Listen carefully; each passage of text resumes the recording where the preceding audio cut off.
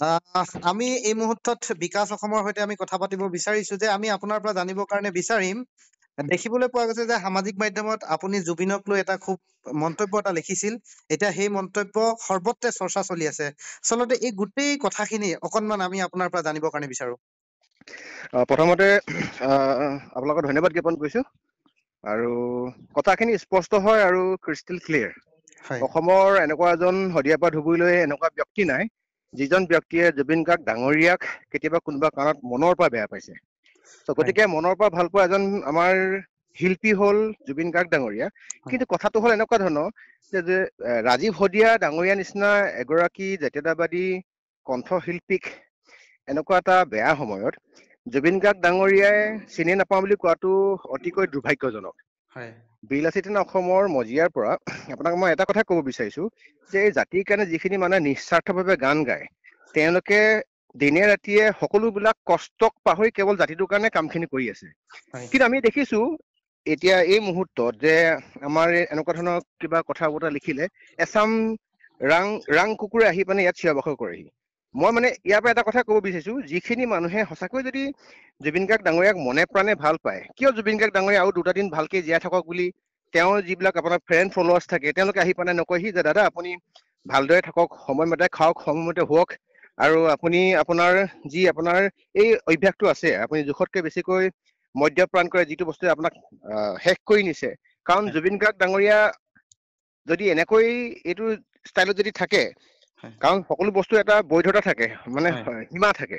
কাইলৈ যদি জুবিন গাৰ্গ ডাঙৰীয়া যদি নাইকিয়া হৈ গুচি গৈ এই চাপৰি বিলাকে যিবিলাকে আহি মানে তেওঁক মানে আপোনাৰ তেওঁ সেই মাতাল অৱস্থাটোক সদায় চাপোৰ্ট কৰি থাকে, সেইখিনি ব্যক্তিটো কেতিয়াও কোনো কাৰণত জুবিন গাৰ্গ ডাঙৰীয়াক তেওঁক ভাল হওক বুলি কেতিয়া কোনো কাৰণত এষাৰ মাত মাতি পোৱা নাই, এষাৰ কথা কৈ পোৱা নাই।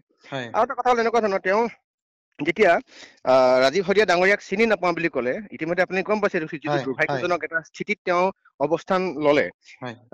আপুনি যদি চাই জুবিন গাৰ্গ ডাঙৰীয়াই লিখা এটা পোষ্ট আছে, মই পাইছো অলপ সময়ৰ আগত, 2014 চনৰ 4 ডিচেম্বৰত তেখেতে আপলোড কৰিছে আনাডাৰ বিহু এলবাম বুলি, যিটো অন্তু চাওডাঙৰ নিবেদনত ৰাজীৱ শদিয়া, তাত ৰাজীৱ শদিয়া আৰু জুবিন গাৰ্গ ডাঙৰীয়া একেলগে জিয়া নৈ নামৰ 2015 চনৰ এলবামটো তেওঁ গান গাইছে।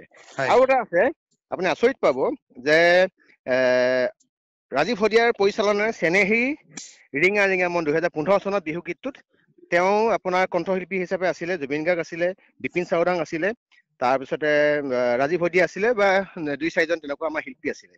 কথাটো এনেকুৱা ধৰণৰ হয়, আমি বিচাৰিছিলো এইটো মুহূৰ্তত জুবিন গাৰ্গ ডাঙৰীয়াই উক্ত পৰিয়ালটোৰ কাষত থিয় হৈ সাহস দিয়ক, তেওঁ সমবেদনা জ্ঞাপন কৰক।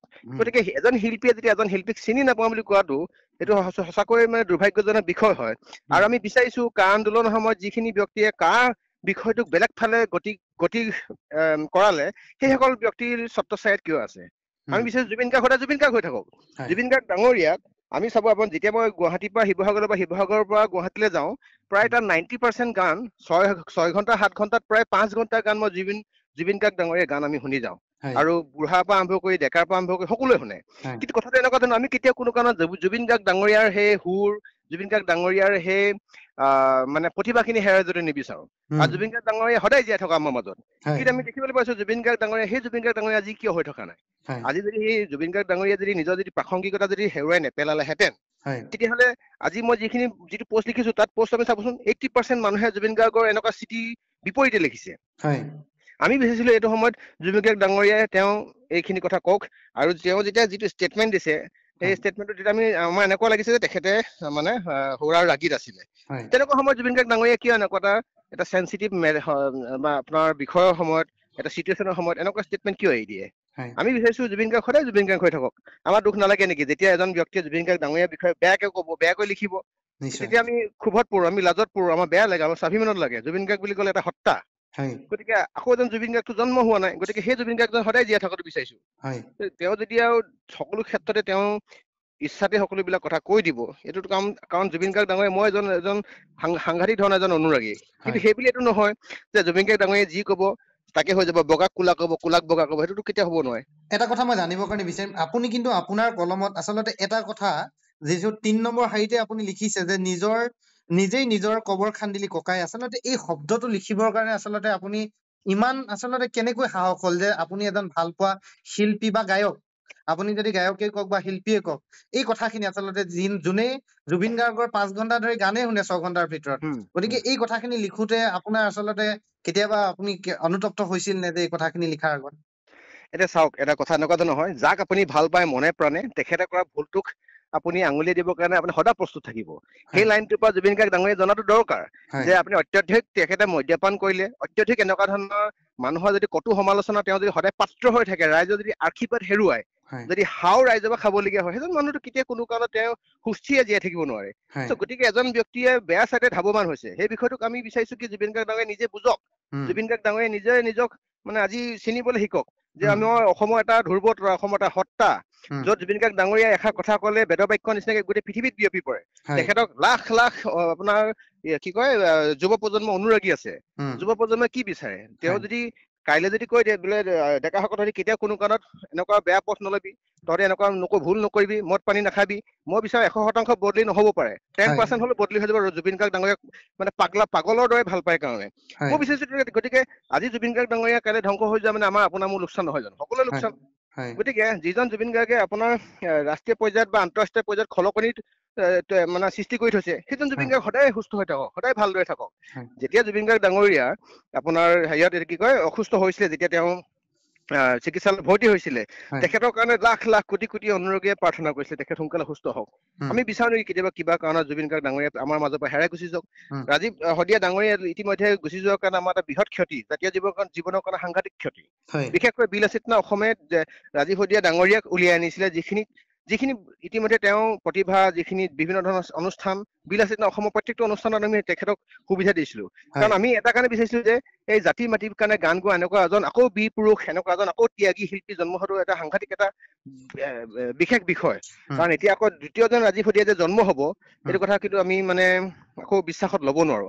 গতিকে আমি বিচাৰো জুবিন গাৰ্গ ডাঙৰীয়া সদায় সুন্দৰকৈ থাকক, সুস্থ হৈ থাকক আৰু ভাল হৈ থাকক।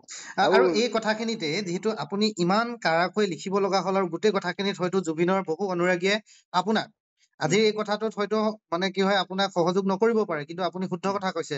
কিন্তু একাংশ জুবিনৰ অনুৰাগীসকলে আচলতে সামাজিক মাধ্যমতে হওক বা অন্যান্য ক্ষেত্ৰখনতে হওক বহুত এটা আপোনাক গালিৰ পৰা দেখিবলৈ পাব। কিন্তু এই ক্ষেত্ৰখনত আমি দেখি আহিছো, কিন্তু এই কথাখিনি সততাৰে আপুনি নিৰ্ভয়ে এই গোটেইখিনি যে আপুনি কৈছে, কালি যদি আপোনাক এনেধৰণে, যিহেতু আপুনিও সামাজিক ক্ষেত্ৰখনত বহুত আগ্ৰহেৰে বৰ্তমান সময়ত অসমৰ প্ৰেক্ষাপটত আপোনালোকে কাম কৰি আছে, লাচিত সেনা, বীৰ লাচিত সেনা আচলতে কাম কৰি আছে, এনে ক্ষেত্ৰত কৰবাত আপুনি কোনোদিন নাভাবিল নে জুবিনৰ অনুৰাগীৰ কেতিয়াবা আপুনি ৰোষত পৰিব? এই কথাটো কেতিয়াবা আপোনাক আমনি কৰে নেকি? কথাটো এনেকুৱা ধৰণৰ হয়, জুবিন গাৰ্গৰ অনুৰাগী বুলি ক'লে সেই আপোনাৰ 15 বছৰ, 20 বছৰ, 21 বছৰীয়া ল'ৰাখিনি নহয়। জুবিন গাৰ্গৰ অনুৰাগী বুলি ক'লে মোৰ দেউতাও হয়, আপোনাৰ দেউতাও হয়। যিখিনি মানুহে এতিয়া ধৰি লৈছো ছচিয়েল মিডিয়া মাধ্যমত মানে তেওঁলোকে মুখপুঠিত বা ফেচবুকত তেওঁলোক এক্টিভ নাথাকে। জুবিন গাৰ্গৰ অনুৰাগী কেৱল এই কালি পৰহি জন্ম হোৱা ল'ৰাখিনি নহয়তো, মই নহয়তো, মোৰ দেউতা হয়, মোৰ মাৰ হয়।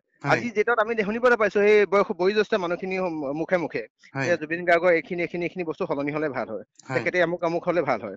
গতিকে আমি বিচাৰো সেই আপোনাৰ 15-20 বছৰ ল'ৰাখিনিৰ কাৰণেতো জুবিন গাৰ্গ আজি জুবিন গাৰ্গ নহয়।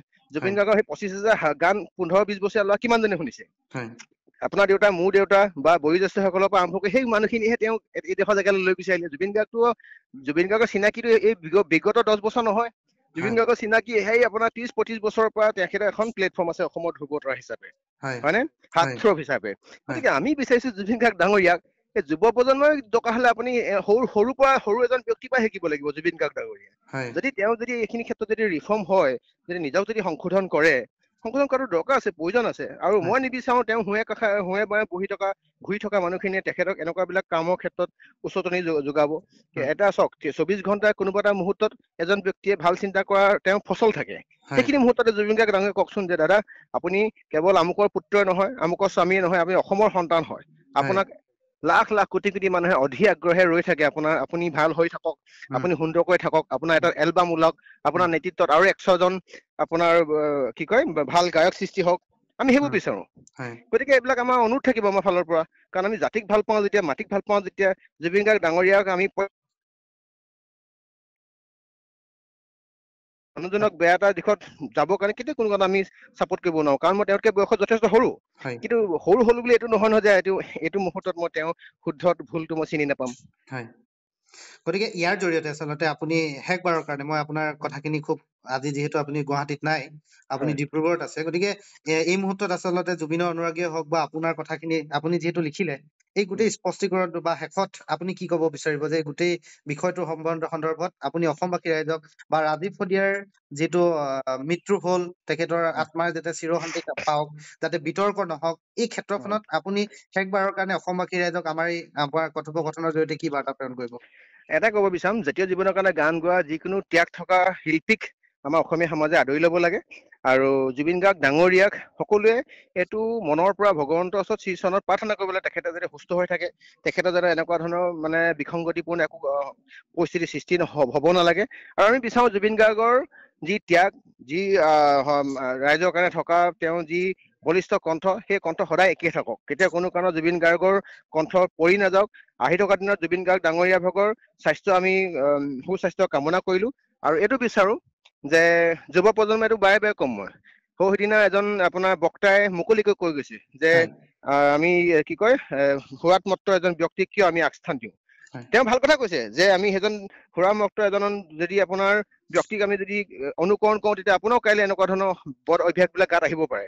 হয় কিন্তু সেইটো এক্সাম্পল জুবিন গাৰ্গ ডাঙৰীয়াক লোৱাৰ কাৰণে আমাৰো কষ্ট হয়, মোৰো কষ্ট হৈছে, কাৰণ জুবিন গাৰ্গ ডাঙৰীয়াক আমি মনৰ পৰা ভাল পাওঁ। হয় গতিকে আমি যদি বেয়াটোকো যদি চাপোৰ্ট কৰি থাকো, সেইটো কথাটো বেয়া কথা ন, যে যিটো বেয়া বেয়া, যিটো ভুল ভুলে, যিটো শুদ্ধ শুদ্ধ। আৰু আৰু আৰু আৰু এষাৰ মই আপোনাৰ পৰা জানিবৰ কাৰণে বিচাৰিম, যিহেতু এটা সামাজিক মাধ্যমত আচলতে প্ৰতিটো বিষয়ত আজিকালি খুব এটা ছচিয়েল মিডিয়া হোৱাৰ প্ৰচেৰ পৰা নিজৰ মতামত খিনি খুব ক্ষিপ্ৰতাৰে আচলতে বুজাই দিব পাৰে। এটা হয় কথা চৰ্চা চলিছে যে জুবিন গাৰ্গক উজনিত বয়কট কৰিব লাগে, এই কথাখিনিত আপুনি কি ক'ব বিচাৰে? নাই নাই নাই, এইবিলাক উজনি নামনি বয়কট কৰিবলৈ কিবা কৰিবলৈ সেইবোৰ কোনো কথা নাথাকে। হয় আৰু সেইবিলাক হ'ল মানে নেতিবাচক চিন্তা চেতনাই মানে উদ্বুদ্ধ ব্যক্তি। ইয়াত উজনি নামনি কোনো কথা নাই, ইয়াত ডাঙৰ শিল্পী সৰু শিল্পী কোনো কথা নাই, শিল্পী শিল্পীয়ে হয়। শিল্পী আৰু গণশিল্পীৰ মাজত পাৰ্থক্য আছে, গায়কৰ মাজত পাৰ্থক্য আছে। জুবিন গাৰ্গ ডাঙৰীয়া আজি যদি তেওঁ ধৰিছো বোলে যিটো খাপত আছে তাতকে আৰু এখা ওপৰলৈ যাওক, ৰাইজে আৰু মৰম দিয়ক। ইয়াত উজনি নামনি কোনো পলিটিক্স কৰিব লগা দৰকাৰ নাই। আৰু জীৱনটো দুদিনীয়া হয়, এই থকা দিনকেইটাত এটলিষ্ট ভালকে ৰাইজৰ কাৰণে নিস্বাৰ্থভাৱে কিছুমান কাম কৰিব লাগে। মই ধন্যবাদ জনাইছো, আচলতে খুব ব্যস্ততাৰ মাজতো আপুনি আপোনাৰ মন্তব্যখিনি আমাক এনেধৰণে দিয়াৰ কাৰণে আপোনাক ধন্যবাদ নিশ্চয় জনাইছো। নিশ্চয়, থেংক ইউ থেংক ইউ।